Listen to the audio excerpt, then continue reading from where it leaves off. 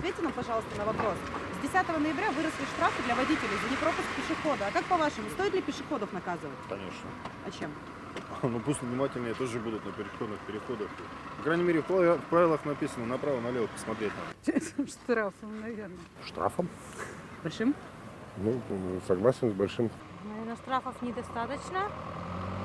Не знаю даже, но как бы я тоже пешеход, и бывает так, что идет ребенок, они не уступают. Как-то брать их на учет, наказывать. Штрафом, деньгами, конечно, обязательно. Конечно, стоит. Я не знаю, мне кажется, тоже увеличить штраф. Так что? Только и всего, потому что действительно безответственно относятся. По телефону говорят, постоянно переходят. Потому что мы оба водители, я, например, уже устала.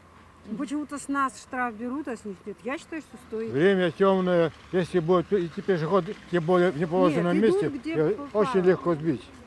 Правильно. Нет, сбить-то ладно, но вы знаете, едешь вот аж. Не знаю, То есть для пешеходов ответственности быть не должно. должно быть тоже. Смотришь, ну и молодые, на работу, и они все соблюдая, ну идет, вот разговаривает, там что-то считает, наверное, в уме ворон каких-то. Тоже надо за это наказывать. Они тоже должны как-то относиться ответственно к переходу дороги. Я думаю, что стоит, потому что очень много пешеходов, которые, к сожалению, их просто не видно на дороге. Особенно вот вчера, да, у нас какой снегопад был в течение там часа или двух. А есть пешеходы, которые на красный свет перебегают, есть пешеходы, которые перебегают в неположенном месте. И вот, например, в такую погоду, как вчера, их было увидеть очень сложно. Темная одежда, зима, это просто нереально.